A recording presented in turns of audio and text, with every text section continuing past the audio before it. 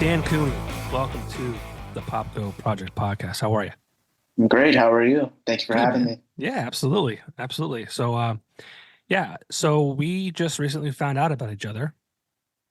You sent me some music for the Popko Project radio experience, which is on Fuzz 96.1 um, in the Scranton, Wilkes-Barre area. And you sent me a song. It's called This Feeling. And I listened to it. I'm like, wow, this is really good. So I'm Thank like, you. where are you? I'm like, where are you from? And you're like, I'm from Long Island. And I'm like, shit. Because like the show, I tried and keep it like local, like Right. kind of regional. And I'm like, fuck it.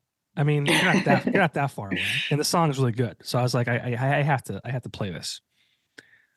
Um, and when I heard it, it has a lot of turnover and Oso Oso vibes to it.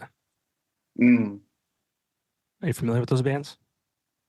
I love Turnover. I Okay. actually, it's funny you mentioned Turnover. I just got into their album. It's a little bit like 10 years ago now, like Yeah. Peripheral Vision. Mm-hmm. And I think that's super fun to listen to in the fall. I just started streaming it from start to finish, and like it's a really great album. And Front to yeah, I mean back. that's a super awesome compliment. So I appreciate that. And yeah, Turnover is so sweet. So. How about Oso Oso? Are you familiar with them? Not quite, but that's why Yeah. I love having these conversations. So I can after this check them out, and I'm sure I'll think they're a blast as well. So Yeah. I was almost like they have to be like his favorite bands because they're like right in the same vein. sweet. So Yeah, yeah, I mean really that's good. great. So, I mean, talk to me. Like I said, we are just recently acquainted, right? I don't know a ton about you at all, outside of this new single you have, but you've been doing the music thing for I think quite a while. You released some music back in 2019, maybe even before that as well. But talk to me about who Dan Cooney is. Right. Well, yeah. So I mean, I started putting out solo records in 2019, but even long before that, I was super into being in different bands throughout high school, making music in that regard. Um, It's funny. I was just thinking to myself earlier today, because I was in the pre-sale for Oasis tickets, because the Oasis reunion. So I was just reflecting on when I started getting into really like writing records and doing that whole thing. How like like junior year to high school, most people are going out like on weekends and seeing their friends. Naturally, for me, like a weekend for me, my junior year of high school was just trying to recreate those Oasis type sounds on my iPhone 7 on GarageBand. So I mean, yeah, like a lot of time and hours have gone into where I'm at today. But yeah, I just love being creative. I got the paint bug sometimes. I like to do stuff with the pastels. I love different pop culture. It's just awesome. And having it all under one umbrella is what I like to what I aspire to do. So. Did you get tickets to Oasis? I sure did. Did you really? Where are you going? Yeah. What show? MetLife on Labor Day. Damn. Now, what are the Yeah. chances they stay together until then? Ooh, they sure as hell hope. I hope they do, man. It's funny. I've seen all the memes about it and all that. But yeah, I mean, I sure hope they stick with it. I'm sure they will. It's a lot of money on the A table lot of there. money, right? Yeah. I mean, So, fake it for that money. Jesus. yeah. But yeah, it should be good. I'm super excited about that. But yeah. Is Oasis one of your favorite bands? Oh yeah, absolutely. Yeah. I got to give my brother credit, because he got into them way before me. He's a little bit older, but you know, throughout high school, like I started getting more and more into them, and like I said, just I had a really crazy, definitely maybe phase, and I think naturally being younger at the time, um, I was like, every song needs to sound like it was on Definitely Maybe. And like when I was in those bands, I guess I was a little crazy about that. But that's how much I was into them. And like, I really aspired to make the next Definitely Maybe when I was in, the bands and all that. As I got a little bit older, I kind of was like, all right, I see why like that won't work. Or, you got to just kind of be your own creative person. So yeah, I mean that's brought me to the records I've released now, and I think it's still cool because you can hear those influences, but they're not forced, and they're not. It's not obvious that it's trying to recreate a past sound. It kind of just aligns, and I think that's super cool. Yeah, how old were you when you kind of found Oasis? Because I'm thinking back, like I think that was like 93, and I was like Right. 11.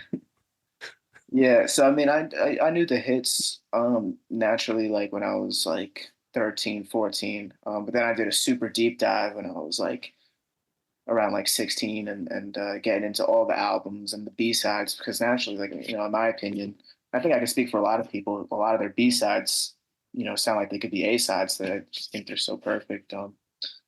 But yeah, like probably around then is when I really, you know, took a dive into the iceberg and got super into them. I didn't make it much past, I think, the follow-up to that album. Um, what's the story? Morning Right. Glory. I don't think I got past that. I really don't. Which is weird. And I don't know if they kind of fell off after that, like as far as um, you know, hit radio songs. Like I feel like they like really outdid themselves on Yeah. I will kind of co-sign that. I mean, again, it's super subjective, but I feel like most people will kind of say the same. That was like, like the first two albums, and then um, anything after that is kind of, they are what they are. yeah. Um, but yeah, I mean, I guess just me being younger at the time, like I thought, it's funny because Be Here Now is the album, like the third album, and I think that was like one of my first vinyls I ever got. And I thought that album was so cool, just all the different guitar tracks on it. And yeah, yes, I mean, for better or for worse, I just loved listening to that and trying to, again, recreate those sounds. Yeah. So you were in bands prior to releasing some solo stuff. Um, Mhm. anything of recognition? Like, I mean, it just Definitely not. We were kind of just younger, and I just, again, just kind of playing those songs in a basement or a garage and on solid state amps. And again, like at the time, I thought that was the coolest thing in the yeah. world. And yeah, we were lucky if we were able to even get in touch with any bookers or showrunners in that regard. But yeah, Cool. Doing the thing. yep. So what in like 2019, what made you want to like kind of do your own thing? Yeah. So I was still getting guitar lessons at the time, and my instructor, he kept pushing the idea. He's like, all these different people, like it's kind of hard working with people sometimes. Maybe you should just uh, start putting out the songs yourself and get your friends to play the instruments. And I'll be like, yeah, that's a good idea. But I never really took it that serious at the time. Just because like I wasn't really, I wanted to be in a band. That was like my big thing. But then I discovered this artist from the UK named Ratboy, and he was super cool. Still is, but like at the time, like I had a crazy Ratboy phase because he was combining grime sounds with guitars, and it was just this cool combination. And I think just getting into those songs and like other artists at that time, it just kind of made me like have more of an open mind. And I was like, what, maybe I can, um, do these records as a solo artist. And then another thing, maybe I can add like electronic elements, maybe like, like jokingly, but like maybe it doesn't have to be all like definitely maybe, Um, so yeah, like that just made me have more of an open mind. And then from there, I've just been putting out records since, and I've been having so much fun doing it. Yeah, the one from 2019, I was reading it's a 9-track like mixtape blending hip hop and alternative rock together. Right. Yeah. So I was a senior in high school around that time, and like that was like my first piece of work I put out as a solo artist, and it was 9 tracks, and it was on SoundCloud, and some of the tracks are still on there, and I was planning on doing something for the 5 years because now it's 5 years ago was when the tape dropped, and I'm thinking of putting those back out there. I might do that soon, but yeah. all those songs were made. I had like it's an iRig, and basically you just plug the electric guitar into your iPhone on GarageBand, and that's how I made all those songs. And like I just, it's funny because like some of my close friends are like, those songs are like probably like your coolest and most I want to say most original, but I guess most like passion. Like there was like a lot of passion behind those records, and I think just because part of that is because of how they were made, on the phone, and Yeah. I worked with what I had, and I just, at the time I thought that was so cool, and yeah, there was a lot of hard work behind those records, and yeah, like I would play around with GarageBand iOS, just trying out the different drum kits on there with some guitar on it. And yeah. It's amazing what you can do with technology now. Oh yeah, absolutely. And you're young. It's just like you're like born with it, right? Um, I wouldn't even know where to start with that stuff. Like you're talking about like, and I know GarageBand's like a common thing, but like that's just like so foreign to me. Right. Yeah. It's cool. Like I used to study like videos on it. There's this guy on YouTube, like Pete Johns or Pete Johnson, whatever it was, but he had so many tutorials, and I would just, it's just another one of those things. Like after a day at school, I would just have a marathon of those, and just try to get better at recording my own stuff. I don't utilize the internet enough to like learn. It's like I'm like it's like how stupid of me. Like, but yeah, it's like I mean, you can do so much just by watching a YouTube video. Oh yeah, absolutely. It's wild. It's wild. So I mean, like I said, you're a young man. I feel very old right now. So what do you what puts you at what 24, 23. 23? Yeah. Jesus. You got like 20 years on you, dude. It's crazy though. Yeah, old as shit. Um, I mean, so this music that you've been doing over the last 5 years, like this feeling that you just dropped, that was this year, right? Recently. Yep. This May 31st. May Okay, so 31st. it's Yep. a few months old now. Talk to me about the song, because like I said, the song is awesome. Like, uh, it coming from not that like you're too young to be doing this, because I mean a lot of young people make great music. I guess that's when you should do it too, because we have more time. You can just take risks and shit like that. But like the Hmm. song is great. Talk to me about the song itself. Like why you wrote it. Is it about something in particular? Um, just give me a little backstory on the song itself. I think it's Yeah, important. I think the song is absolutely. really good. Yeah. So it's cool because like naturally as a human being, human beings have like feelings and emotions. And I always thought it was cool listening to songs similar to those, that have the similar topics and headspace.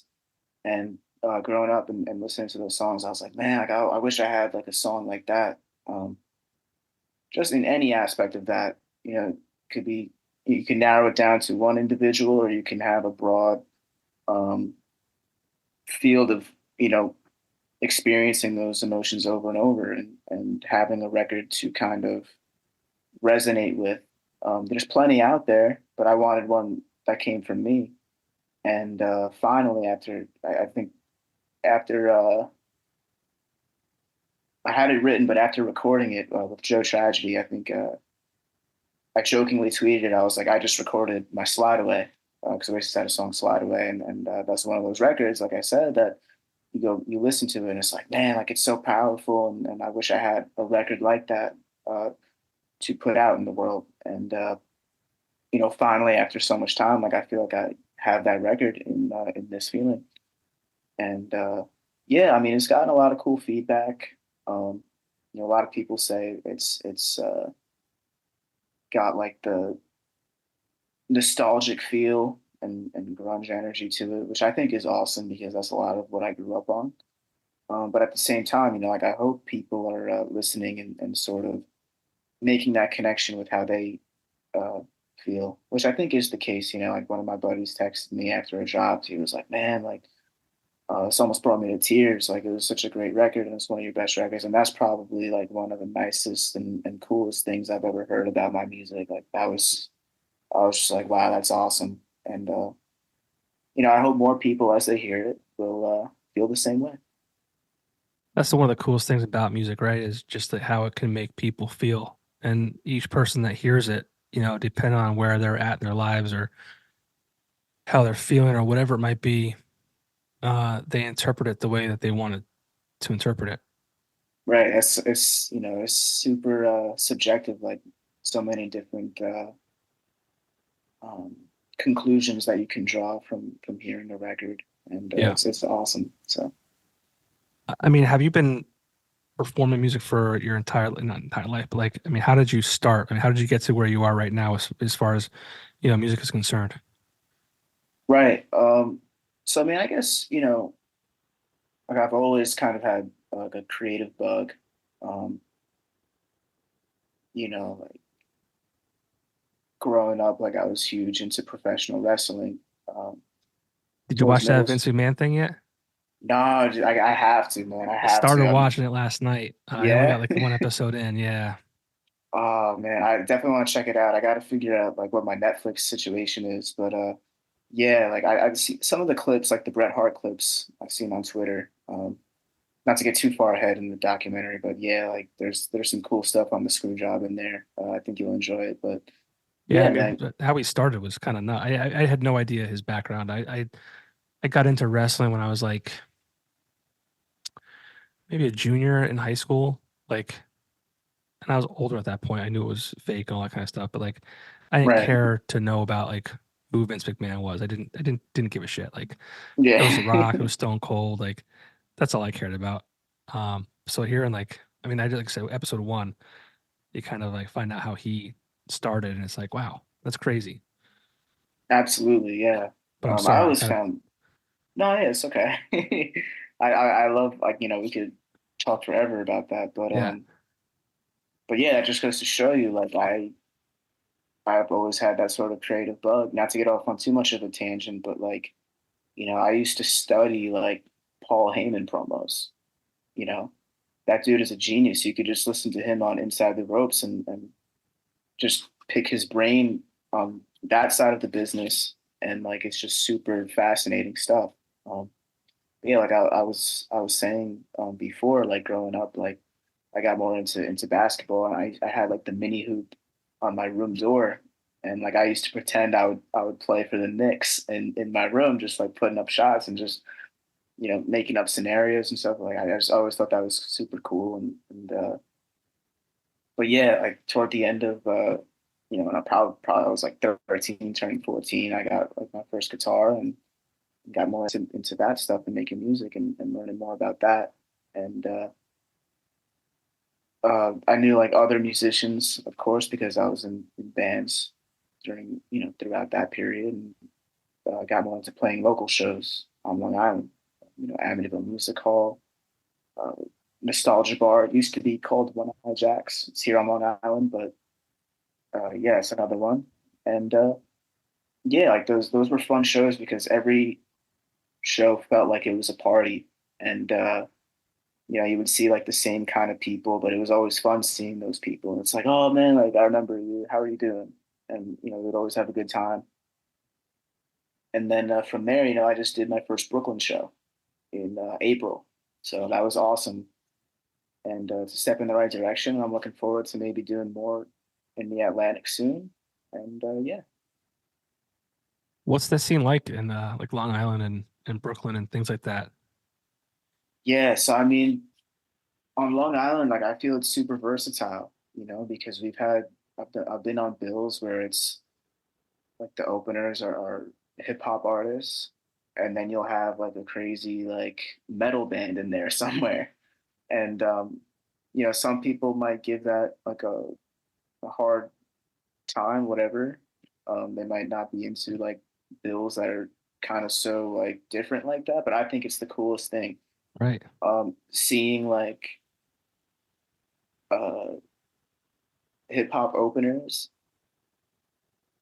um, tap in with like metal bands. And like what's cool is like there was one artist, one hip hop artist on one of the bills, and super friendly, and he's awesome. And he like befriended like everyone on the bill, and one of them happened to be like a metal band, and they now collaborate, and like that's so awesome to me. Like just those different sort of connections on such a versatile bill that you form, Yeah. and you make the most out of that. And I think that's so awesome because when I first started putting out the solo records, like I said, I tried combining like the alt rock sound and hip hop sounds because I wanted there to be something for everybody. So to see like that sort of versatility in those bills and at the shows is so cool because that was always a goal of mine. And just seeing like other people fuse that style, like those styles together and make those connections, it always puts a smile on my face. So Yeah. That's what's cool about music too, is people like collaborating and working together. When I got into media and kind of my career back in 03, 04, it wasn't very collaborative. It was very, at least where I live. It was very, and I assume it's probably a lot of places, but it was very cutthroat.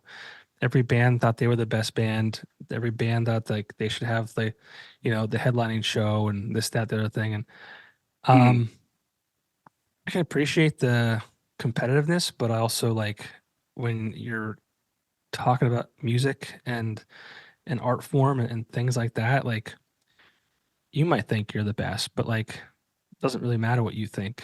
It matters what the people hear and what they think. Right. And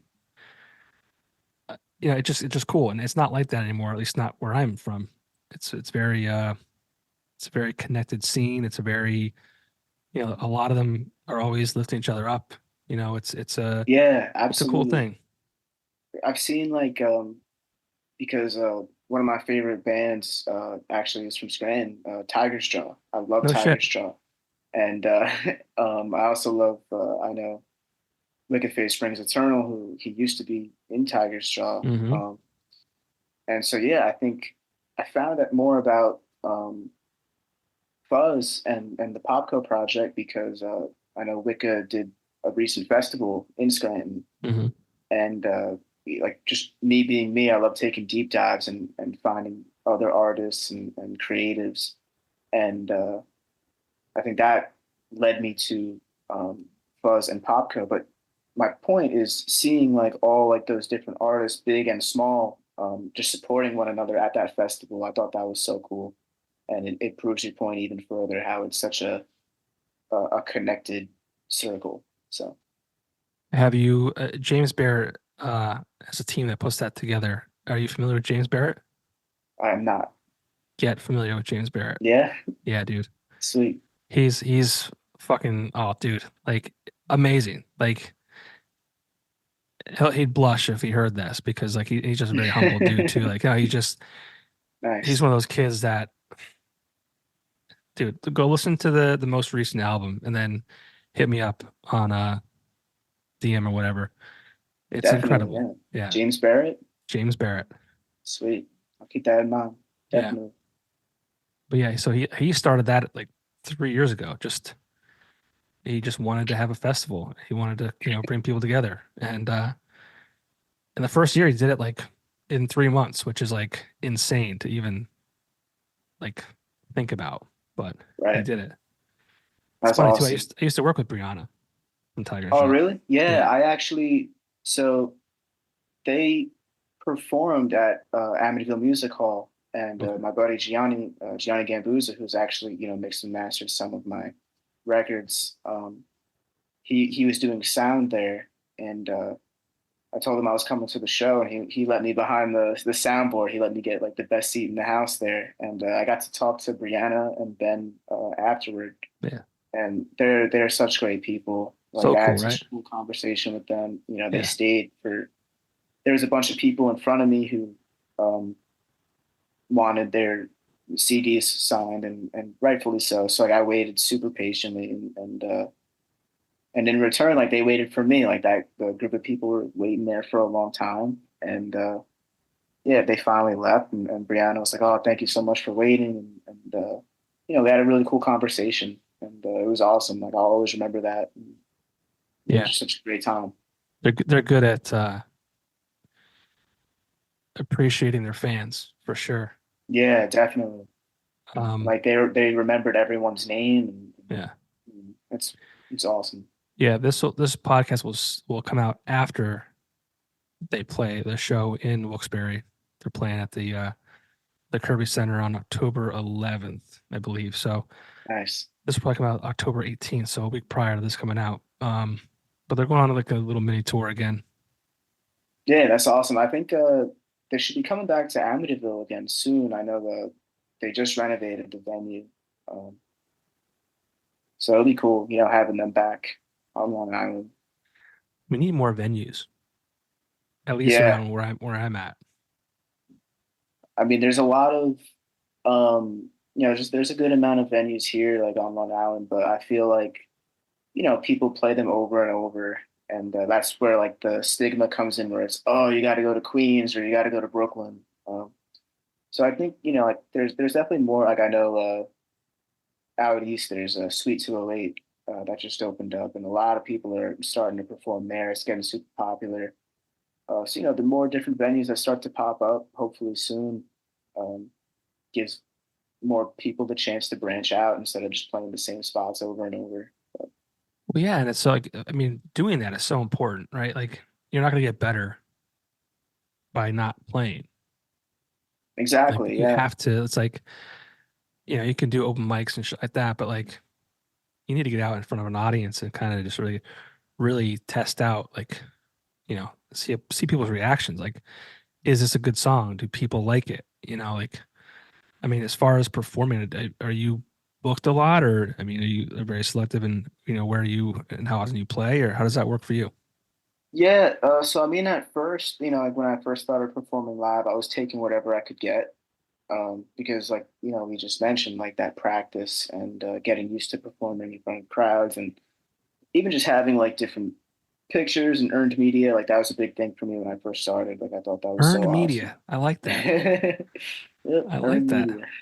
That's good. But so yeah, like just like when I first started, like I it was a lot of shows. But then like as I got more comfortable in that regard, like I started being precise with what I wanted, and spacing out the dates and everything. So I try to maybe do like one or two shows per quarter, but not at the same places, and as spaced out as possible. Like I know in March I did my first show at Sweet 208, and now I'm going back there for this October show, which is later in the month. Um, but it's under the right circumstances. I feel it's going to be like a Halloween weekend, giving out Hershey bars at the end. So if you're going to the show, if you're watching this, you're going to the show, you get a Hershey bar on me. But Bring your goodie yeah, like bags. that's right. But yeah, like just under the right circumstances, and if it feels right to me, I'll definitely hop on the bill and do it. Cool.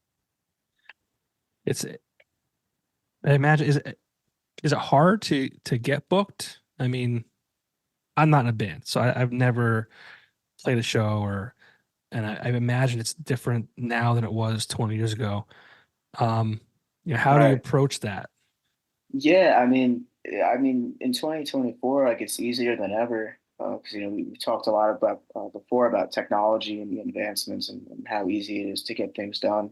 It's a simple message.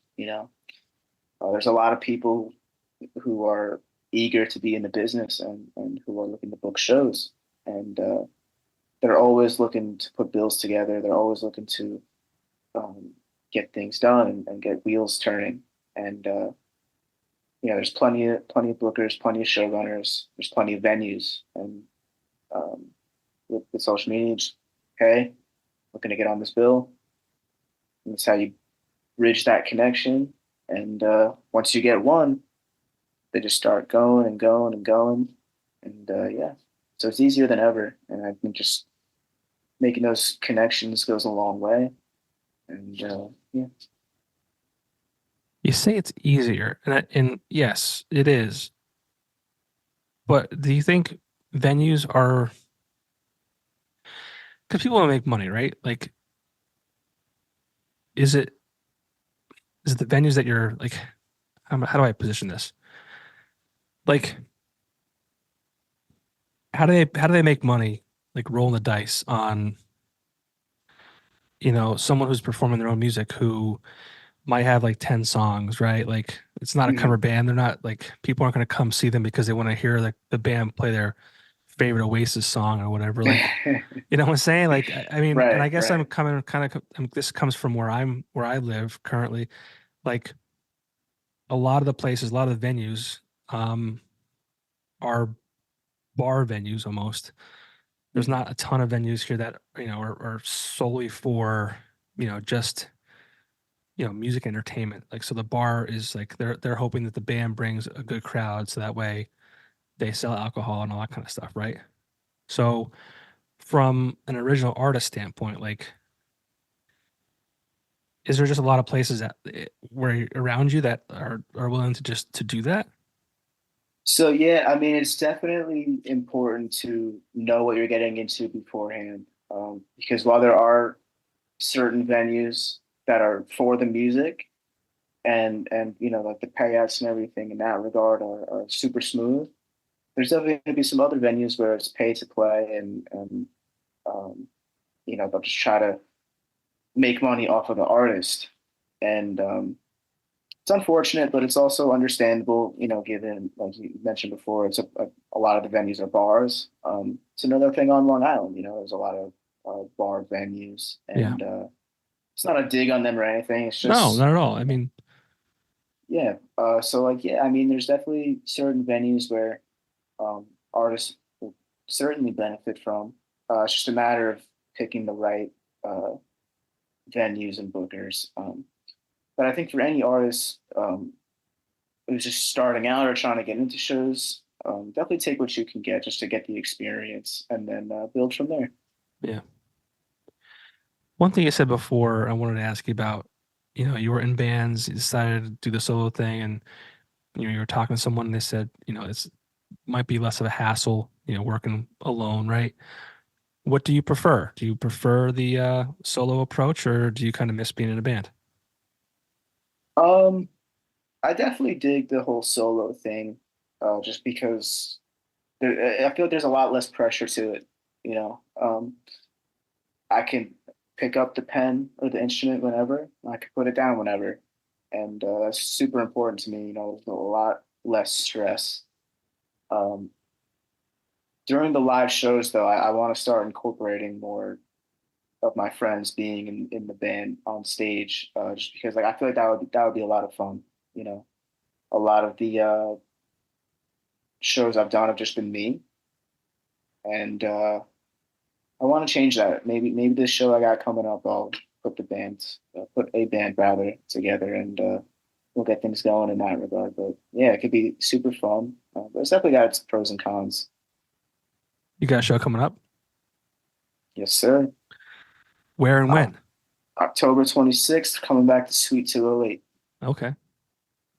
Now, is that spelled like sweet, like candy sweet, No, or so like the it's like the yeah, you're in a suite? yeah, like a Okay. room, and it's literally that. Like you go. It's such a unique spot, and I'll check this you out. know, yeah. You can go on Instagram at Sweet208Li, um, and yeah, it's cool. Like it's a little room, and you walk into it, and you got the stage, and it's fun playing there because it's super intimate. Yeah, Um, dude, I would love to uh open a venue. Like I say this a lot. I feel like it's like my calling to do, right? yeah. But I mean, again, there's no if I could break even, I would be fine, right?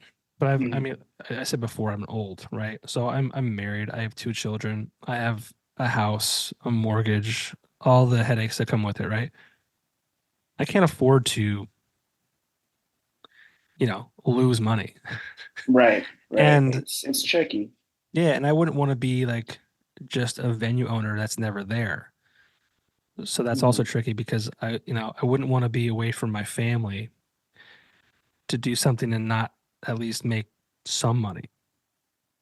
Yeah, absolutely. I mean, it's But there's it'd not, be a tough thing to balance, but yeah, there's not a lot of money. I need to find an investor, I think. yeah, definitely. 'Cause, starting that from the ground up on your own. I mean, anyone doing that without the hassles and headaches, Right. it's still a challenge. But Trying to find some pictures of this place. where are you looking on Instagram? Instagram, yeah. Yeah, Sweet so 2-8. It just opened yeah, last year? yeah, so it's super new, and Yeah. but that's why I think it's so cool. Like I mentioned, like how fast they've grown just in 1 year, and how a lot of people love playing there. And I think, it's a testament to the people who run it.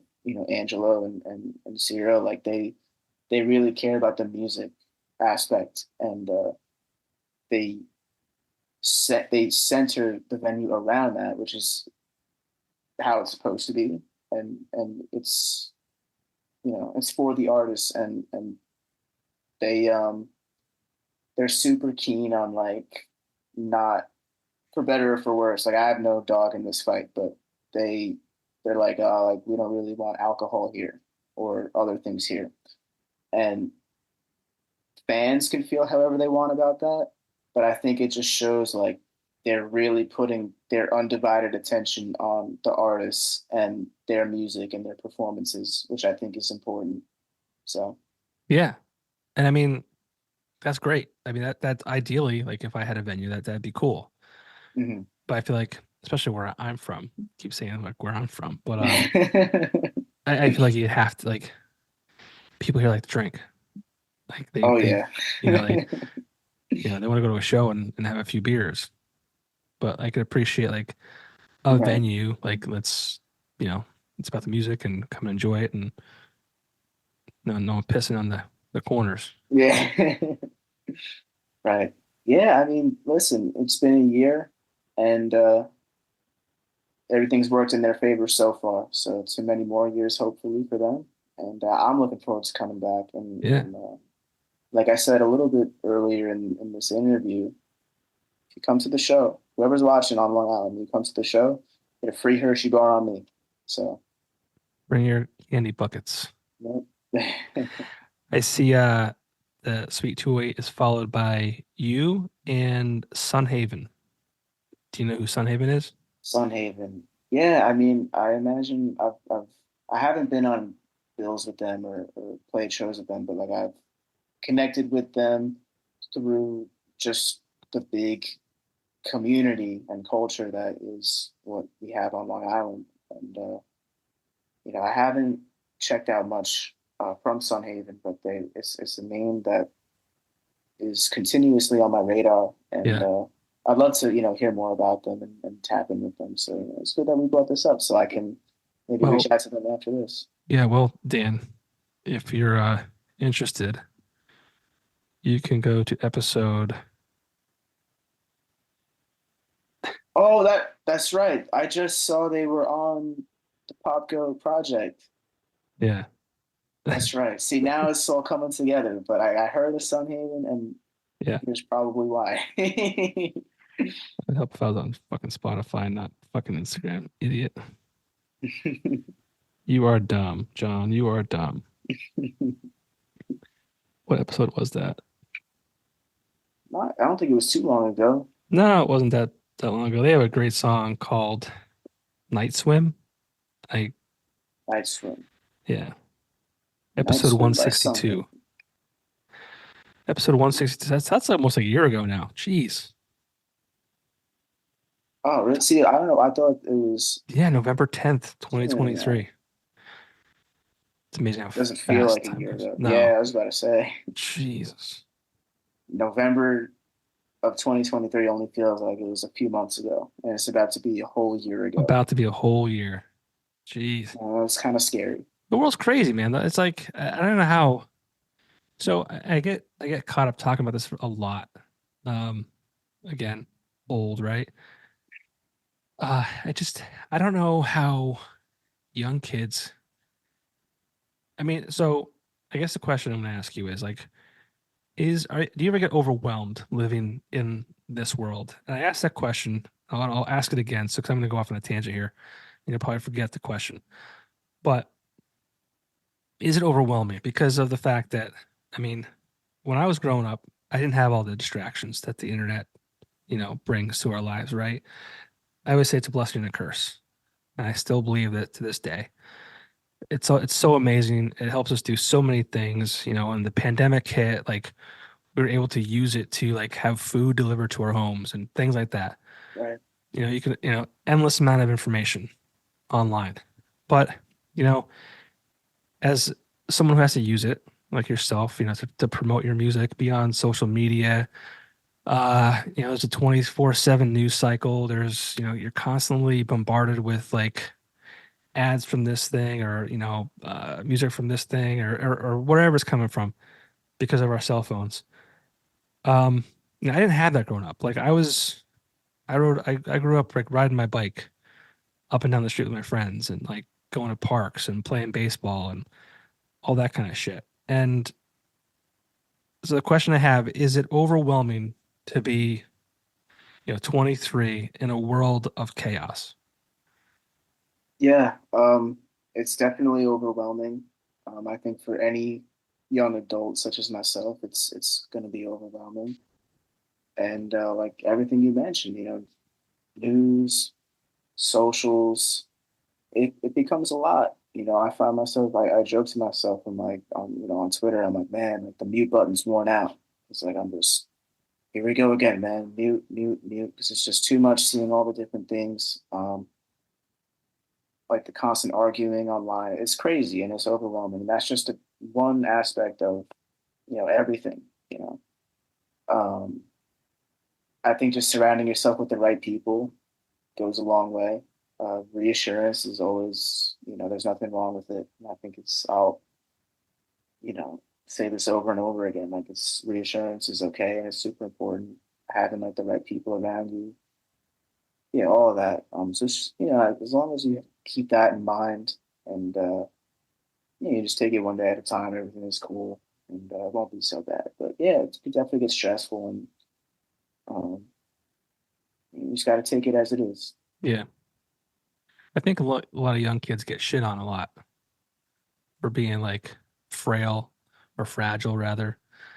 And I don't think they really consider the fact that how crazy the world is and how much is really going on. And that's just from, that's just surface level things too, like Right. what everyone can see. Yeah.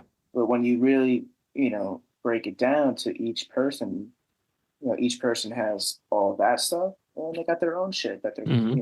thinking about. So it really is like, generally speaking, yeah, the world is crazy.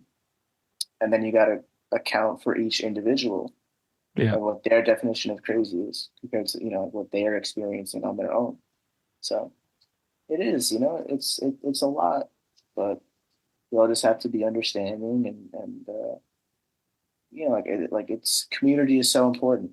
Like I think my favorite year of playing shows so far was 2023 because like I said, like all of like the people on those lineups really like connected with each other and it felt like a party and it felt like what a community is and making those connections and everyone sort of being in each other's corner and that's super important to me. So Cool. I ask this question a lot, because art is so almost like infinite, right? Especially if the internet continues for forever. You know, you're 23, your music will live far longer than you will, right? And you're young. So like you're just kind of just getting started, right? You have a very bright future ahead of yourself, I believe, especially to keep putting out songs like This Feeling, right? But so like think about legacy. You know, what do you hope that, when the day's over, what do you hope that, your legacy will be? Right. Um, so in past interviews and in, just like my general discussions of this kind of thing, right? Like I've always said, growing up, I wanted to be heard. Um, and now that I'm putting out records of my own and different sorts of art mediums, I want to be an outlet for others to be heard. And um, if I am that, and if my records are that, and people can continue to revisit them and resonate and feel like they have like a voice to tap in with and make things better for their personal lives, then I'm set. You know, that's something that's always been important to me. Anything else is kind of just, all the accolades, whatever. It's cool. I'm not going to sugarcoat it. Like it's all that stuff is sweet. And but the main thing for me is just leaving those pieces of art for people to come back to. It's cool. Like when you hear those that kind of reception. Like I released my two EPs so far. Long Island Doesn't Love You, Part One, Part Two, and those were really for me. Like I said when I put out the first one, I was like, oh, it was a couple months in the making. I think I was 20 years old when it came out. I was like, oh, it was a couple months in the making, but really, like, it was 20 years in the making because these are all like things I felt my entire existence. And,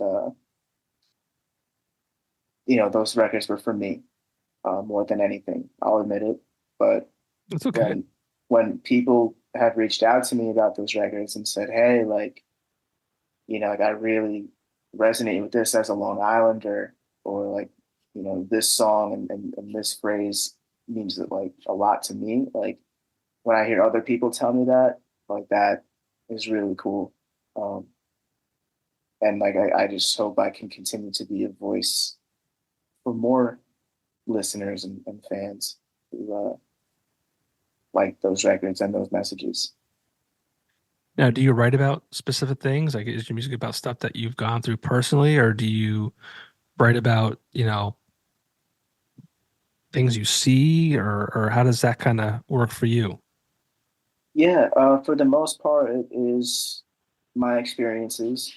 But like I've said, every time, and it's still true. When I write these records, I try to keep it as vague as possible so that you know, it's not just me who can Reframing. relate to it, but it's other fans and people who listen who can relate to it as well. So I definitely try to keep that vague sense in there um, as far as subject matter. But yeah, it's definitely, it's a little bit of everything. Very cool. So we're in the middle of October 2024. Hard to believe, right? Yeah. Um, what does the future hold for Dan Cooney? Like whether it's, closing out this year, um, goals for next year. What's going on? So I do have something really, really big Oh planned. shit. Oh And shit. I have a tendency to speak too soon on things. So I don't want to speak too soon on it, um, just for it to kind of fall flat. Because it's still, we're still working everything out. But it's something that's really cool. Um, hint, hint, something beyond just playing shows in the States. Okay. So we'll see if it comes to fruition. Um, but yeah, maybe I'll make a little bit of a trip next Okay. year and do some shows out there. Nice. Very cool. Any plans for new tunes or Yeah, I would love to potentially put out some new records. I think it's also important to really curate what you want to be curated. So I'm really pushing this new record, This Feeling. like we spoke about before, just because I still feel like a lot more people can hear it, and hopefully that is the case, and more people find it. But yeah, definitely, I'll put out some more records eventually. It's also just a matter of um, planning and everything in that regard with what I want to do next year, with what we just talked about. But yeah, definitely a lot of things to be excited about. So That's awesome. thank you. Well, I mean, I think you have outside of your stuff you've already released. I mean, this feeling really, I think, has potential to really like when you play that, it's like this is it. Like I think that's like next level. Yeah, I do. that's For awesome. what it's worth. I mean, who the fuck am I? Johnny Popko, man, come End of on. the day, I'm just a guy from Scranton, man. Oh, Scranton's awesome. When I don't think I mentioned this yet, but when I was younger, I like my uncle was super into like minor league sports, so like I would go to Red Barons? I would go to Scranton Pens, Oh, okay. Wilkes-Barre Scranton Pens. So Okay. yeah, that was went to a couple of those games when I was younger, and yeah, they were always fun. So Yeah, we have them. We have the Yankees minor league team now, the Rail Riders. sweet. I'm not a New York fan. Sorry. No, no, No. that's all right, man. I You- um I I mean, growing up, like I mentioned, I was a Knicks fan, New York Knicks, yeah, what do you and think about that trade? I wasn't thrilled about it at first, losing DiVincenzo, because my buddies and I, we actually went to the game where like, he like broke. I don't know if he broke a record, or he might have tied a record, but it was when they were doing really good in like that month of January this Yeah. past season, and being there was so cool. So seeing DiVincenzo like go to leave or whatever, like it bummed me out at first, but you just got to let that shit breathe. I was bugged out when we lost Emmanuel quickly and Barrett, but that turned out to be a pretty solid deal. So we'll see what Carl Towns brings. Um, I'm also a Hornets fan though. Like I like the Charlotte Hornets a lot. Okay. When they came back in like 2014, I used to watch NBA Network all the time. Like, and there was always like a special on the Hornets because they were coming back, and like just their history is so cool. Like seeing their double overtime thriller against Boston. Like I'll always love that game, and just everything about the Hornets is so cool. So Yeah, I mean, yeah, I grew I up like. watching, Muggsy Bogues and Larry Johnson and Alonzo Mourning. Yeah, Yeah. right on, man. Yeah, those guys are sweet, and I made I made my brother like that team. Uh I can't believe I'm gonna actually say this on the record. I think I've only told my wife this. I was a huge Bulls fan. I mean, obviously I grew up was mm, born in the 80s, grew up in the 90s. right. So Jordan all day, right? Um and this makes me sad what I'm gonna say. Uh but I was a Bulls fan and I didn't want my brother to be a Bulls fan too because I'm fucked up. Uh I didn't want him I can remember this. This is so sick. I didn't want him to get something like that was Bulls related, that was like something that I would want or something better than what Right. I had. Yeah. Yeah. So I I was like, understand. Yeah. so I think so. In addition to the podcast and the radio show, like my primary job at the radio stations is sales. So I feel like I started doing sales as a very young boy, telling selling my brother on why he should like the Hornets and not the Bulls. And I think I did that for other sports too. Like I convinced him to like the Redskins instead of the Eagles. I'm a horrible person. I say this. I say that out loud. I'm a fucking asshole. Oh man, I get it though. Like that sibling relationship, I Yeah, totally get it, and it's so that's so terrible. funny. No, so instead of like being like bros and like enjoying the same thing, I'm like pushing them off. Yeah, I mean, like when I was younger, And like I mentioned, pro wrestling. Like my brother and I, we would like wrestle the pillows. Like we would fight over. Like, I was like, no, I want to be Rey Mysterio. No, I want to be Rey. So like I get it. Like it's just that competitive nature, I guess. Yeah. When you're younger, at least, as you get older, like that shit fades. But For me, I feel like wrestling's it's just fun, man. It makes selfish. for a good story. For me, it just sounds so selfish. Like I'm so concerned about like you getting something better than me. Right, right. And like I look back on it too. It's like I didn't even like guide him to good teams. You know what I'm saying? Like, Right, right. I did like the Hornets. I thought their colors were cool, and that's how I kind of positioned it. It's like they had a cool mascot and cool colors, and Larry Hugo. Johnson and Muggsy Bogues and Alonzo Mourning. Like, so I had I don't know how the Redskins worked out, but I could have told him to be a Cowboys fan. At least he would have, they would have won some games back then. Yeah, and in 2024 and all these years, have a great regular season and then just do nothing afterward. Yeah, like I said, I'm an Eagles fan, so I hope they lose every game. Yeah.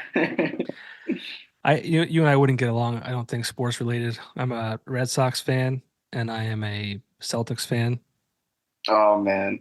All you had to do was say the Celtics. I'm looking where's the leave call button?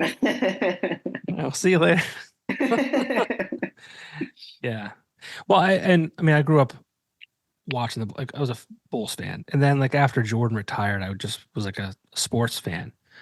Right. But my dad was a huge Celtics fan, and when my dad passed away in 2005, I just started following the Celtics just because he did. Yeah, absolutely. That's Um, awesome. so yeah, so I've been a Celtics fan since then. And it hasn't been a bad run. We had 2008, they won the championship, and then they just won it this year.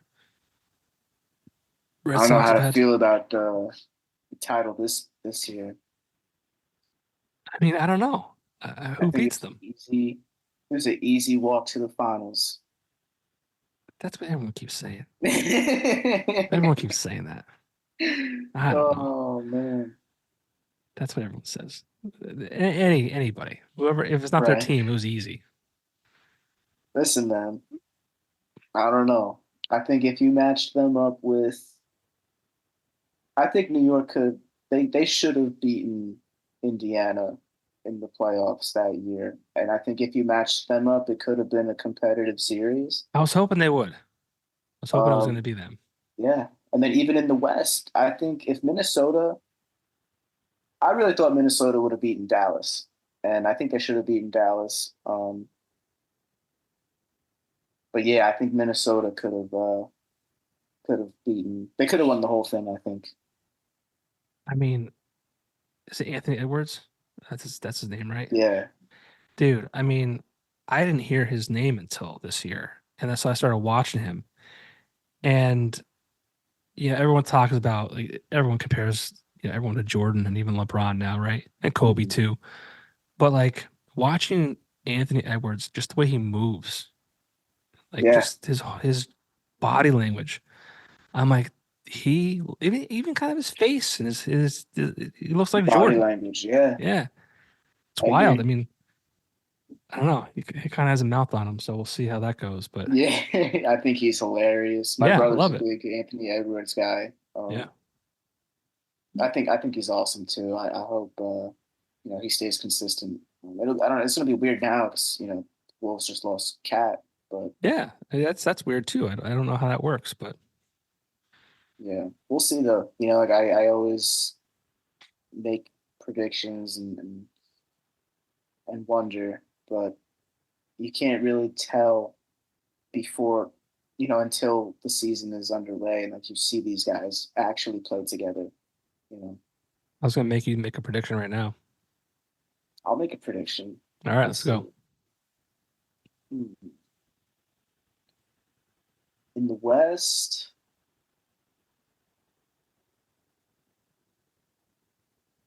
I don't know, I might be a little daring for this, but give me the Lakers.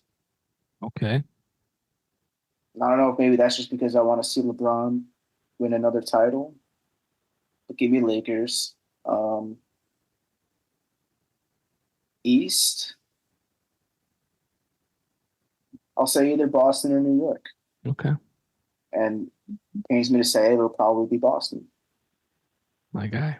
And how sweet is that, a Boston LA matchup? Yeah, that would be sweet.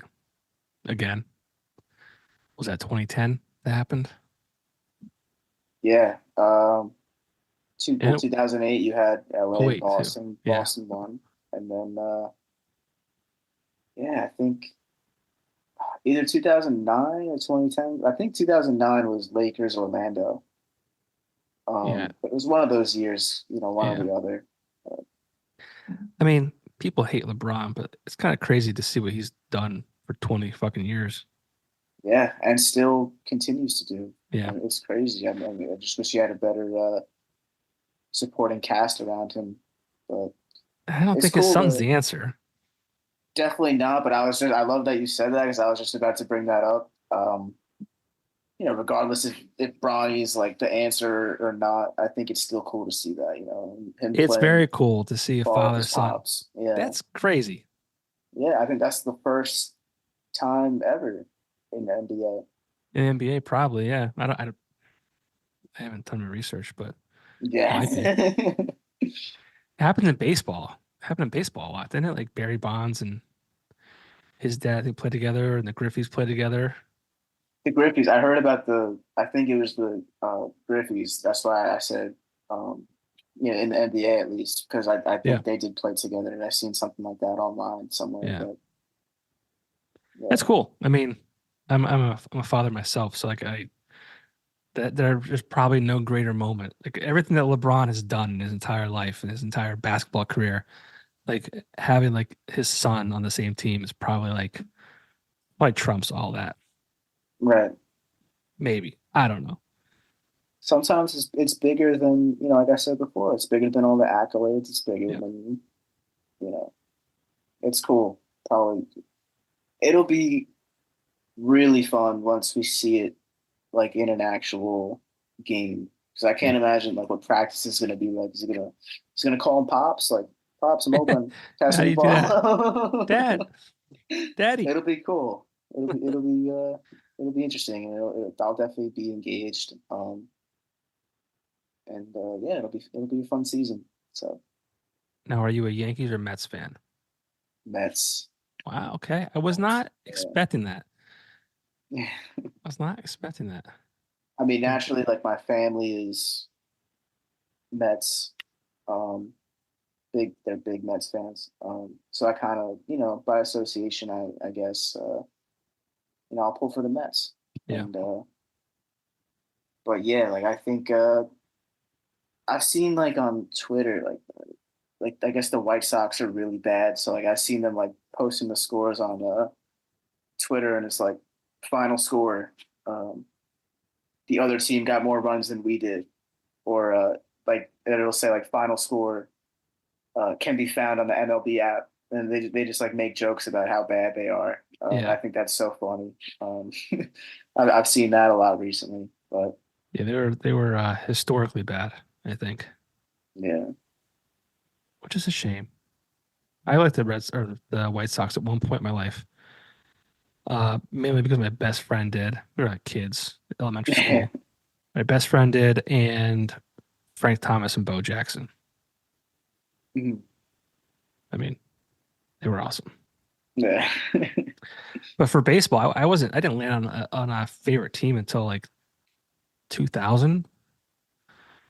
I was always just a fan of baseball. Like I right. remember I loved the Braves because of Greg Maddux and Tom Glavine. I loved the Dodgers because of Mike Piazza. I liked the White Sox because of Frank Thomas and Bo Jackson. The list goes on. It wasn't until Yeah, I visited Boston when I was 18 or something like that, and I fell in love with the city. Like the city's fucking awesome. definitely. Like Yeah, I haven't been to Chicago yet, but I would like to. Just hearing all like the cool things about it, especially like pro wrestling, like Chicago fans of pro wrestling are probably like the coolest ever. Um, like I remember watching CM Punk's return. Mm. to just pro wrestling in general. I mean, AEW, and the crowd was just nuts. Like seeing that was awesome, and just how passionate they are for things like that, and for sports, and for anything. Like I would love to visit Chicago Yeah. sooner or later. Did you watch CM Punk fight UFC? Um, I saw like the highlights, and like I respect anyone who's willing to get into Yeah, an octagon. Um, even if it doesn't work out, like in for that sure. case, just the balls it takes to do something like that. And 100%. I think, dude, anything like trying anything in general is awesome. Could be anything, like ASAP Rocky said something in this one video, and it was really cool to see. It was just like, yo, like, why do you knock people for trying different things? Right. And I seeing that is cool, and it kind of just makes me like want to try more different things. I'm not the best painter. I got some paintings over there. I'm not great at it, I don't think, but like I still do it, and like I have fun with it, and I try it. Um, it's just one example, but yeah, I want to try more things, and it's important for everyone to want to try different things, and be creative, and tap in with that realm. I encourage that. You definitely should. Yeah, I spent a lot of time in my youth, like worrying what someone might think. And then you get older, you get to be my age, and you're like, that was all in your head. No one probably even gives a shit. right. Like you just like talk yourself out of maybe doing whatever, And as I got Yeah, older, I always say like I tried to never say no to anything. Like my the college I went to hit me up out of the blue last year, and they said, "Hey, we're looking for a PA announcer for the King's College men's and women's basketball teams." I was like, I don't know what the hell that entails. I don't know what I've never done it before. I said, yeah, but I said yes, yes. that's awesome. Yeah, Because my thinking now is like you never know where that yes might take you. exactly. Yeah, You that's just a never big thing. know. I'm a big believer, and I say this a lot of this podcast too. It only takes one. It only takes one person to hear your song that might be at a different level that helps take you to the next level. Right. And that goes for anything in life. It only takes one. If you're in sales, it takes one more call to get that big deal.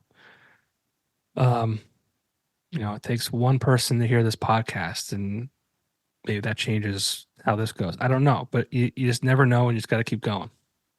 It's true. Yeah, 1000%. And even in its simplest form, to just be like, yeah, like I did this at this college, and you can cross it off the bucket list and be like, yeah, like, it was fun, and that's just another chapter in the story of Johnny Popko. You know, I and guess it's a I don't boring know, book. absolutely. It's a boring book. I love it, man. I'm gonna read the entire thing, I appreciate that. Yeah. man. Eh, it's it's a good story. I don't know how much fun it is, but it's a good story. This is pretty fun. We're having some laughs. Yeah.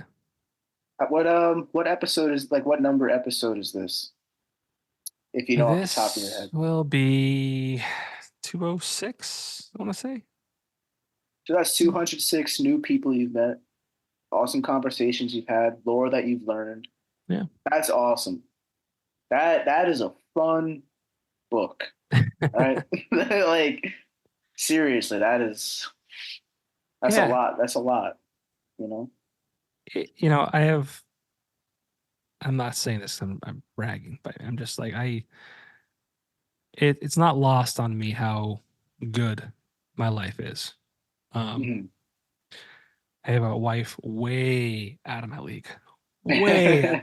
We've been together for like 16 years, and I still hear that like to this day. They're like, "Yo, how'd you do that?" I'm like, I go, Right. nice guys finish first, dude. You know, it's funny you look back on, and you'll probably at some point in your life experience this. Um, I was in high school. Like I wasn't the popular kid, the popular group, but I wasn't in the loser group either. Right. Sounds like weird to say that even like that, and now you can't like say that kind of shit. But I just kind of floated in the middle. I was friends with everybody, you know. But like it's funny how like the girls that like were the hot girls in high school, like I look back, I'm like, they weren't that hot. They Right. weren't like, I mean, obviously taste change or whatever, or like, you're in high school, like you just kind of go with emotions and you kind of just, you know, believe what you're told. But Yeah, no, definitely. And I think it's, I mean, I've had my share of like, you know, being like, I feel like when you're around a specific environment, such as like, that high school sort of mentality and that stigma, you're definitely bound to like just follow yeah, and sort of, like you said, like there's like that certain thought process, I guess. Um, but as you get older, like that kind of fades. And yeah. Well, shit doesn't matter. um, Like it's like you think about what it you doesn't. what you worried Yeah. about back then. It's like, why did I even care? But you're young, Yeah. you're stupid. You're just like, oh, this is what matters right now. And that's the old saying is true. Hindsight's 2020. It's just and that, was it Rob Stewart? I wish I knew then what I know now or something like that. Mm. It's just like the shit I would have done differently. I mean, everything worked out pretty good. But if I could go back in Definitely. time Yeah. knowing now or knowing what I know now, it'd be pretty sweet. I think, yeah. I mean, I'll co-sign that. And I also think at the same time, though, like, um, like my first 3 years of like high school, like I really cared. Um, and then my senior year was just so cool, just because that was the year I put out the mixtape. That's the year I started getting into making my own music, and I just didn't. I think I was just so over being there, and it was just like all that weight I carried just off my shoulders. I was ready to graduate. Not gonna see any of these people again. And yes, like that was definitely like, all that stuff kind of phased out. And the senior year was awesome. I started doing the music, just putting myself first, and I'll always remember that. And it was the start of something really cool, and still going to this day. So Yeah. Well, let's leave it on that. We'll leave it on that note. right on. I'm glad you hit me up. I just sent me that song. I'm glad Thank I you. played it, even though it was a little bit out of our. Well, that's why we have the app, right? Like we have this mobile app that people can hear it all over the world. So, but Yeah, it was that's right. You were awesome. working, right? You were working. I was, yeah. Oh, that's right. You couldn't even hear it. Yeah, my dad, like he listened to it though, and Yeah. he said, yeah, it's like I just kind of, he told me like you gave a really cool shout, and I was super appreciative of that. And regardless if I was able to hear it or not, just you know, you playing it like that meant everything. And I love the Popko Project. I love Fuzz 96.1, and I love Scranton. So That's awesome. I mean, that's why. I mean, I don't want to bore you with the details, but I used to host a similar show. Well, the same show, but the station was called Alt 92.1. And I had never been in radio before. I had never done anything on air ever before. And we got a new program director back in 2017. Shout out PK. Uh, he's in I think Louisville now. Um, but he came from Detroit. And when he got there, he's like, what do you kind of see like the station, like the direction the station goes, blah blah blah. And I'm like, I love the station, love the music. I said, I'd really like to see like a local show be added to the one of the days. I said we're a locally owned and operated radio station. Like we have this great group of this great NEPA scene. Like we should highlight the local music. And he goes, Right. cool. We did that in Detroit. He's like, why don't you do it? And I'm like, dude, I can't even talk to you without mumbling. Like I've never done radio before. Like no, there's no way. And he's like, dude, you've been doing it for, you've been around this area and the scene and all this other shit for like almost 20 years. There's no one better to do it than you.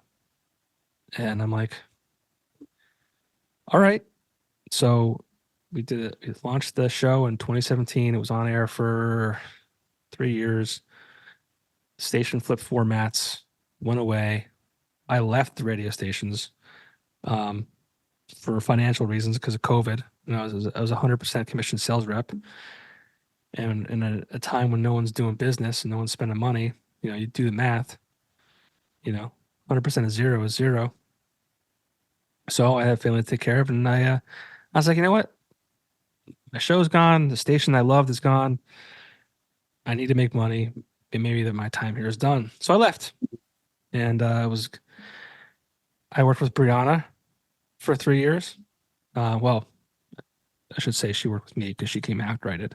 But That still is uh, so awesome to me. yeah, Like, yeah. And then they came back and said, "Hey, we're going to bring the station back. We want to bring your local show back." And um, going back to when it was canceled, like when that was done, I was like, I think I need this scene more than the scene needs me to play the music. mm, Because I was kind of like lost. That's why I started this podcast, is so I could still be connected and give people a platform to talk about their music and who they are and why they do what they do and blah blah blah. So I had the opportunity to come back to the radio stations and do the show again, and it's you know I hope people really feel how you know how much it means to me to be able to share the music, and as much as music and or radio rather has taken, I don't want to say a backseat because it's still a powerful medium. But right. you have the Spotify's and you have the Pandoras and you have Apple and all this other kind of shit. But it's still cool to hear a song on the radio, I think. Yeah, absolutely. And it just means a lot to me. And um, I think people care and it means a lot to me. So, Definitely. I mean, hey, like, we said before, we were able to, bridge this connection and I'm Long Island. So, you're doing all the right stuff and you're connected, you're tapped in with Scranton and, you'll always have that. And then even further, we were able to do this. And I think that just shows that you really are important to the community and the community values you and vice versa. So, I always say I would put our area up against any other city or area in the country. Now, I don't know much about, Long Island and Brooklyn and stuff like that, but it's just a really cool area. When you start booking next year, consider consider Scranton definitely. if you're Absolutely. around. But I'll make it a priority. yeah, it's a place called So, the V Spot. It's a cool spot. spot. V Spot. Yeah. I don't know. I'll check it out and But yeah, we'll get it done. We'll get it well, done for sure. sounds great. I will definitely be playing your song again in the future. Awesome. This feeling, if anyone's watching, listening at this point, this long, this late in the Mm. episode, go stream it. It's a fantastic song. And I'm looking forward to what you got coming up. Right on, Johnny. Thank you again for So, everything, and we'll be in touch, man. where can people find you online? That's like the, Yeah. the Um, stupid generic question at the end of interviews. Where can people find you online, Dan? yeah. So Instagram and Twitter, Candooney. You can go to Why'd candooney.com. you do that? Do what? Why is it can't? Oh, I'll tell you. Yeah. Oh, I'm so glad you asked this. So it used to just be Dan Cooney underscore or whatever because like Dan Cooney is taken. Yeah. When I was playing PlayStation with my buddies like 4 years ago, I had to make like a username, and Dan Cooney, like for whatever reason, they wouldn't let me use it, given I guess because like my last name has Coon in it, and I guess some people think it's vulgar, and Oh, it happens to be my last name, so it is yeah. what it Sorry. is. No, yes, but because of that, I flipped it and it's Candooney, and I didn't think anything of it. I was like, sure, whatever, Candooney. Um, my friends thought it was hilarious because I guess it just rolls off the tongue, whatever. Yeah. Candooney. So like whenever I would join like the parties, they'd be like, "Hey, it's Candooney, whatever." And it's like, yeah, this is actually like kind of cool, Candooney. Like, and it's better than having an underscore, I think, in Right. username and stuff. So Candooney, it kind of just flows. And when I was making the website, which I just launched recently, um, Candooney.com was a lot cheaper to use than dancooney.com. So I guess it kind of worked out in that regard too. So yeah, Candooney. Well, yeah, I saw it on Instagram. I'm like, okay, that's whatever. I'm like, even his website is candooney.com.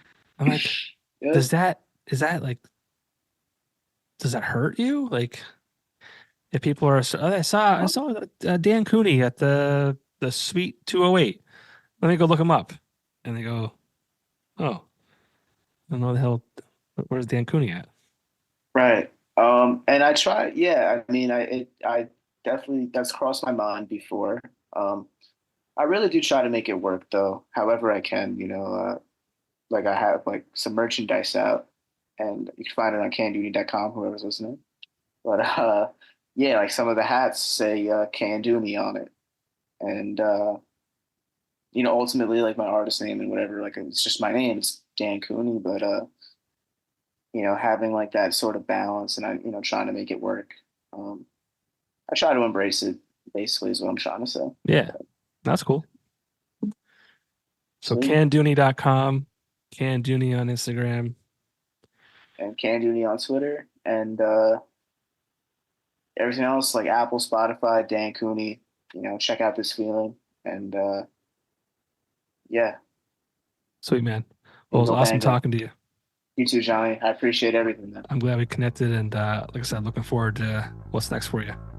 Yes, sir. Go Lakers. Go Celtics. Go Red Sox. Go the opposite team of who you like. I don't care. All right, man. Man, we'll stay in touch. All right. Yes, sir. All right, man. Thank you again. Later. Peace.